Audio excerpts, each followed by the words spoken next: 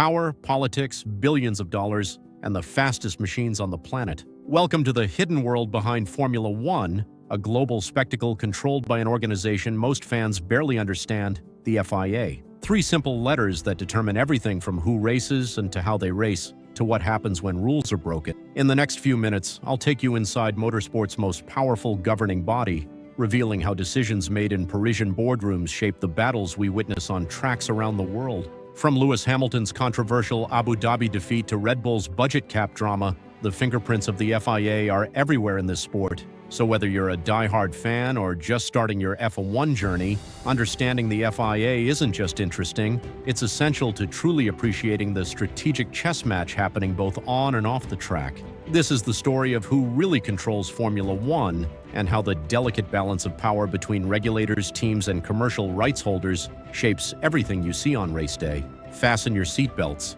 It's time to take a deep dive into the organization that makes the rules for the fastest sport on Earth. The FIA was established in 1904, when automobiles were just beginning to transform society. What started as a small coalition of automobile clubs has grown into a global powerhouse with over 240 member organizations spanning nearly 150 countries. Think of the FIA as motorsport's equivalent of FIFA in football or the IOC for the Olympics. It's the ultimate authority that sets the rules and ensures competitions around the world are run fairly and safely. But what makes the FIA truly fascinating is its dual identity. On one hand, it advocates for everyday motorists, pushing for safer roads and sustainable transportation. On the other, it governs the adrenaline-fueled world of motorsport, with Formula One as its crown jewel. The governance structure of the FIA mirrors that of a nation-state, complete with its own legislative, executive, and judicial branches. At the summit sits the General Assembly,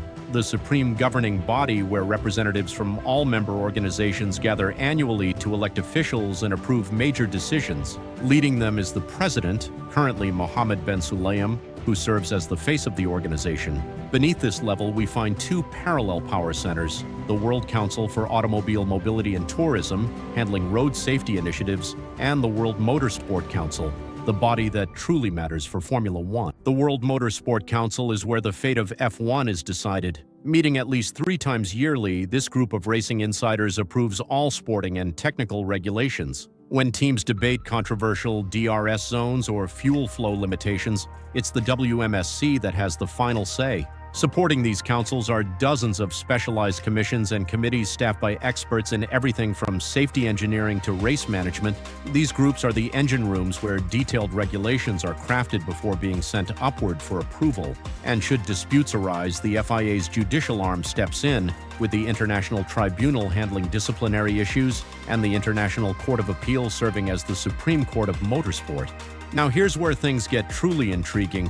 While the FIA owns Formula One as a championship, it doesn't commercially operate it. This critical distinction explains much of the politics we see playing out in the sport. In 2001, the FIA entered a landmark 100-year agreement, leasing F1's commercial rights to what eventually became the Formula One Group, now owned by American media giant LibertyMedia, which paid $4.4 billion for these rights in 2017. This separation creates a delicate power balance that's constantly being tested.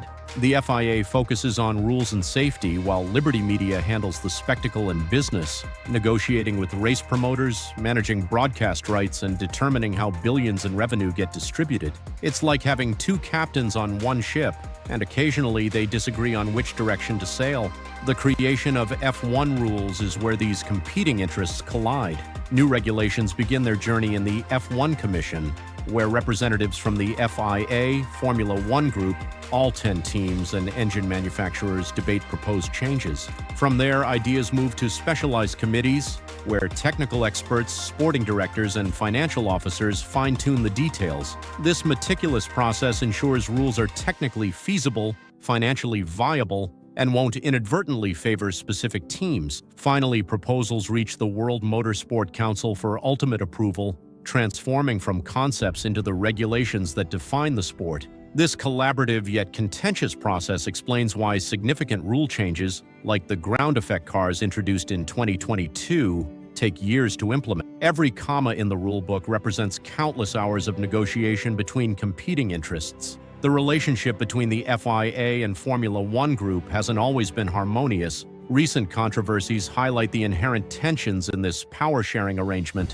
When Andretti and Cadillac sought to become F1's 11th team, the FIA approved their application, but Liberty Media rejected it, exposing fundamental disagreements about how the sport should grow. Similarly, when FIA President Ben Sulayem commented on F1's potential $20 billion valuation, Liberty Media executives immediately pushed back, claiming he was interfering with commercial matters beyond his remit. These public disagreements reveal the shifting tectonic plates beneath F1's surface, with billions in revenue at stake in every decision. Looking to the future, several transformative initiatives are reshaping the relationship between the FIA and Formula One. The push towards sustainability has the FIA leading efforts to make F1 carbon neutral by 2030, driving innovations that could eventually benefit road cars worldwide. Meanwhile, the introduction of budget caps represents unprecedented FIA involvement in teams' financial operations, a new frontier of regulation aimed at creating a more level playing field.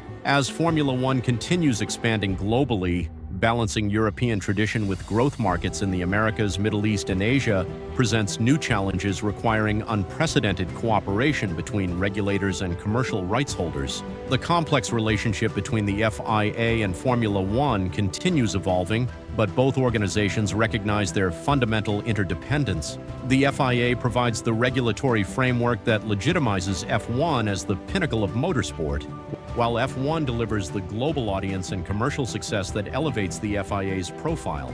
Understanding this intricate dance helps us appreciate the many factors influencing the sport we love, from technical regulations to race calendars and beyond. The next time you watch cars battling wheel to wheel on Sunday, remember the equally intense battles happening in meeting rooms where the true direction of Formula One is determined. Thank you for joining me on this journey into motorsport's corridors of power. If you found this video helpful, please hit the like button and subscribe for more in-depth F1 content. Let me know in the comments what other aspects of the sport you'd like me to explore in future videos. Until next time, this is F1 Education, taking you beyond the checkered flag.